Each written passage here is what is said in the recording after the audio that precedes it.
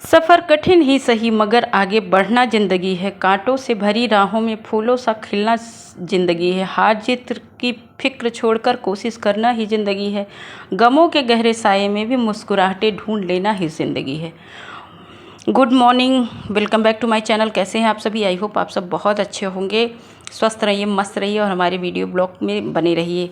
तो जैसा कि मैंने वीडियो में आप लोगों को बताया है कि सफ़र कठिन है। हम महिलाओं का खास करके सफ़र कठिन ही होता है। हर काम जो है आसान नहीं होता।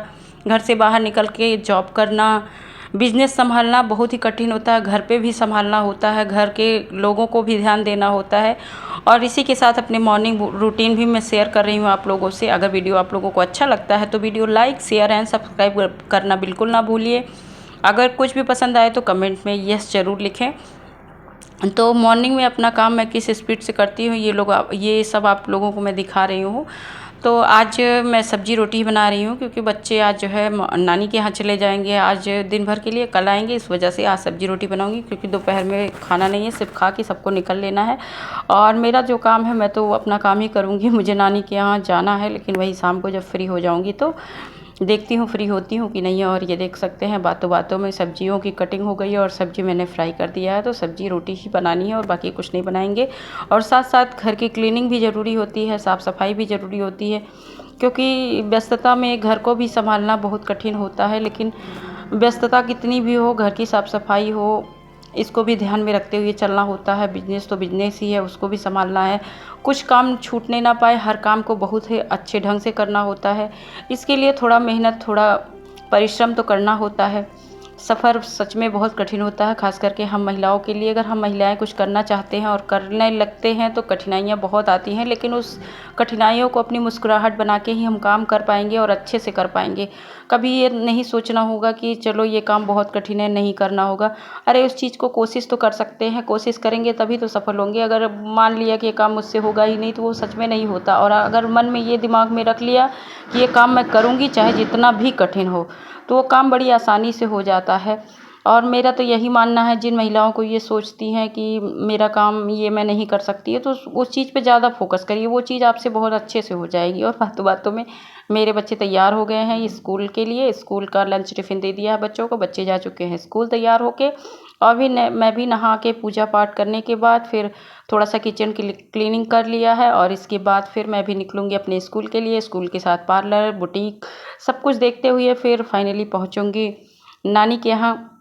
और ये देख सकते हैं ब्रंच, ये है ब्रंच। चना भिगा के रखा था, उसमें थोड़ा सा खीरा और नमक डाल के ब्रंच स्कूल के लिए ले जा रही हूँ। और सब्जी रोटी पैक करके इसको भी मैं ले जाऊँगी। तो मतलब काम तो ज़रूरी है, काम के साथ अपनी फिगर फिटनेस भी ज़रूरी है। अपना स्वास्थ्य ही अपना सबसे बड़ा धन होता है, इसको कभी डाउन नहीं होने देना है। तो स्वास्थ्य को भी ध्यान में रखते चलना होता है।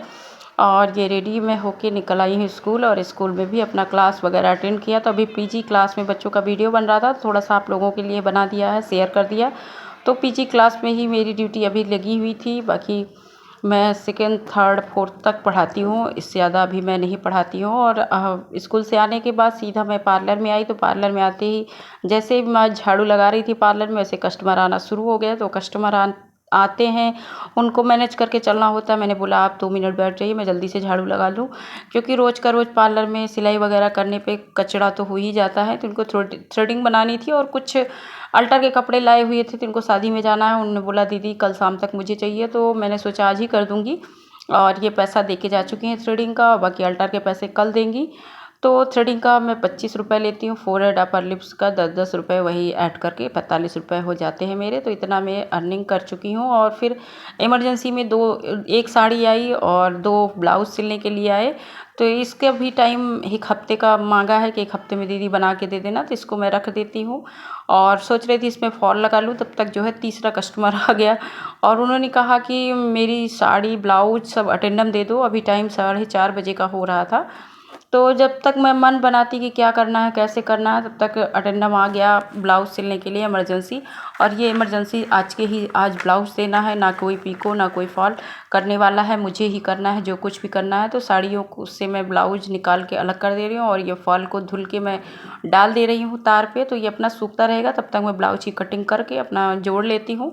और आजकल गर्मियाँ इतनी ज़्यादा हैं कि फॉल सूखने में 10 मिनट भी नहीं लगता है। उधर सूख रहा है, इधर मैंने कटिंग करके जो है मशीन पे कपड़े रख दिए हैं। सबसे पहले फॉल अच्छे से सूख गया था तो उसको हाथों से प्रेस कर दिया अच्छे से। बाकी प्रेस मैं बहुत कम यूज करती हूँ, प्रेस करने से क्या होता है कि फिर उतना अच्छा हो नहीं पाता, तो मैं हाथों से ही प्रेस करके ज़्यादातर मैं लगाती हूँ। कभी कभी जब टेढ़ा हो जाता है, कभी कभी फॉल मतलब जब हम फैलाते हैं तो हाथों से टेढ़ा हो जाता है, इस वजह से प्रेस करना होता है। तो इसको टेढ़ा मेढ़ा नहीं हुआ था, अच्छे से मैंने फैलाया हुआ था। और एक साइड में साड़ियों में फॉल मशीन से जोड़ दूंगी और दूसरी साइड हाथ से लगाती हूँ, तो जल्दी हो जाता है और फिनिशिंग भी अच्छी आती है। क्योंकि पायल वगैरह में फंस जाने की वजह से हाथ से लगाया हुआ नीचे का फॉल खुल जाता है, जो कि कस्टमर बोलते हैं दीदी नीचे से मशीन से चला दो। साथ के साथ ब्लाउजों की कटिंग कर ली है और पीछे का गला मैंने नहीं बढ़ाया था, तो 9.5 के लगभग मैंने गला किया है, क्योंकि उनको डीप गला चाहिए था, तो डीप गला मैं बना लेती हूँ। बाकी ब्लाउज की कटिंग कर लिया है और उसको अस्तर से अटैच कर लूँगी। तो वास्तविक ज़िंदगी यही है कि महिलाओं के लिए हर काम कठिन ही है, उसको बस आसान बनाना होता है। तो किसी भी महिला को मैं यही कहूँगी, अगर घर में रहते हो, अगर आपको सोचना है कि मैं क्या करूँ, तो सिलाई सबसे बेस्ट ऑप्शन है आप लोगों के लिए। सिलाई में अगर कुछ भी आता है, ज़्यादातर अगर नहीं सिलना काटना कुछ भी नहीं आता है, तो आप पीको की मशीन ले लो, पीको कर लो। आज के समय में एक साड़ी का पीको करना मतलब 20 रुपये आपको मिल जाएगा। अगर 10 साड़ी आप रोज़ के रोज़ ना ही सही 5 भी कर लो तो 100 रुपये कहीं आपके गए नहीं हुए, और घर पे भी आप कर सकती हैं। और ये ब्लाउज था डिज़ाइन वाला, हाथों पे इन्होंने कहा कि बर्फ़ी कटिंग की डिज़ाइन डाल देना, तो उसकी कटिंग और स्टिचिंग मैंने आस्तीन वाली फाइनल कर दी थी। और बाकी आगे पीछे का पल्ला मैं स्टिच करती हूँ।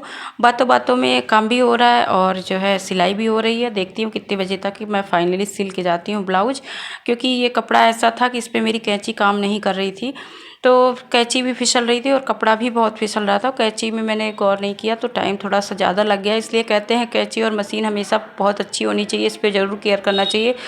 तो आज तो मेरे साथ यही हुआ, जो ब्लाउज मुझे आधे एक घंटे में सिलना था वो मुझे सिलने में 2 घंटे लग गया। वो वजह थी सिर्फ कैंची, और कैंची जब ख़राब हो ना और जब कपड़े पे नहीं चलती ना तो मन भी नहीं लगता। तो मन तो लगाना ही था, आज देना था। और 4:30 पे उन्होंने अपना कपड़ा दिया था, तो 7:30 बज गया था मुझे सिलते। उसका काज बटन भी मैंने किया, फॉल भी मैंने लगाया साड़ियों में, तो सब कुछ करना ही पड़ा। क्या करते, और कोई मतलब हेल्पर भी नहीं मेरे साथ, मुझे अकेले ही करना होता है, क्योंकि 3 ही 4 घंटे का मैं पार्लर खोलती हूँ, तो इसमें क्या हेल्पर रखना।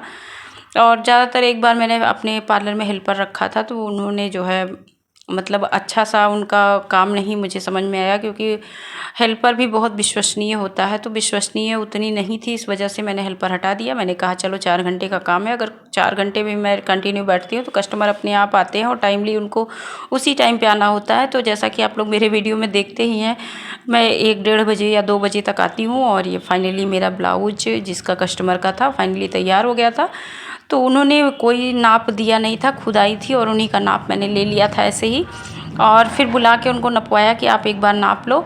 तो बहुत फिटिंग आई थी ब्लाउज की, और सिल के मैंने जो है रख दिया है। और फॉल लगा लेती हूँ एक साइड का, जो कि मैंने छोड़ दिया था एक तरफ सिलाई करके, और एक तरफ मैं जो है जिधर से अब फॉल लगाते हैं उधर की सिलाई करनी अभी बाकी थी। ये सब काम मैंने स्किप कर दिया था, क्योंकि इतना फास्ट काम करना पड़ रहा था, वीडियो बनाने का दिमाग से उतर जा रहा है। जितना वीडियो हो सका मैंने बनाया आप लोगों को के लिए, क्योंकि काम इतना ज़्यादा रहता है कि वीडियो रोज़ का बना के दे पाना बहुत मुश्किल हो जाता है। घर पे पहुंचने के बाद बच्चों के पास रहना वो भी ज़रूरी होता है, बच्चों को भी टाइम देना ज़रूरी होता है। तो यही कहूँगी कि हाउसवाइफ के लिए या वर्किंग वाइफ हो या हाउसवाइफ हो, सबके लिए हर काम अपने हिसाब से बहुत ही कठिन होता है। तो कठिन को आसानी से किया जा सकता है, और आसान बनाने के लिए हम है ना, आसान हम बना सकते हैं। अगर मुस्कुराहट के साथ उसी काम को करें तो आसान होता है, अगर मन में दुख या पीड़ा लेके काम करते हैं तो काम कठिन ही हो जाता है। और देख सकते हैं साड़ी में फॉल भी हो गया, ब्लाउज भी कंप्लीट सिल गया है, और आराम से 350 रुपये की कमाई मेरी हो गई है। क्योंकि इमरजेंसी ब्लाउज का चार्ज आप लोग जानते ही हैं, इमरजेंसी आप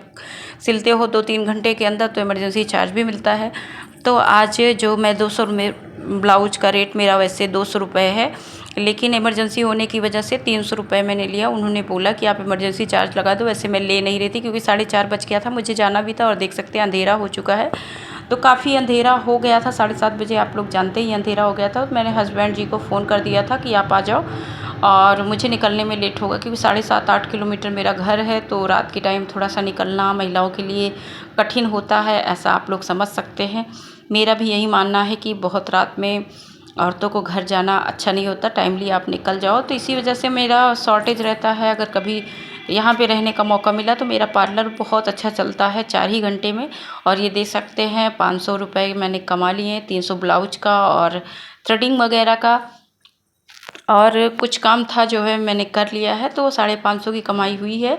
अल्टर वगैरह के कुछ काम थे 100-150 उसमें मिल गया। और तो इस तरह से पार्लर और सिलाई दोनों एक साथ खोलने से ये फ़ायदा है, पार्लर से ना सही तो सिलाई से कमाओ, सिलाई से ना सही तो पार्लर से कमाओ। और फाइनली ब्लाउज की सिलाई हो गई थी, तो इसको मैं दे देती हूँ बगल की दुकान पे, वो अपना दे देंगे कस्टमर को, क्योंकि कस्टमर में को आने में हो सकता देर हो जाए। और फाइनली बच्चे नानी के यहाँ नहीं जा पाए, क्योंकि मुझे आने में ही लेट हो गया। जब तक मैं नहीं आऊँगी बच्चे कहाँ जाएंगे, तो ये तो नुकसान होना ही था। निकलेंगे अब कल सुबह। तो आज के लिए इतना ही, मिलते हैं नेक्स्ट ब्लॉग में। अगर वीडियो को आपको लोगों को पसंद आया हो तो वीडियो को लाइक शेयर एंड सब्सक्राइब करना मत भूलिए। मिलते हैं नेक्स्ट ब्लॉग में, तब तक के लिए बाय बाय, टेक केयर।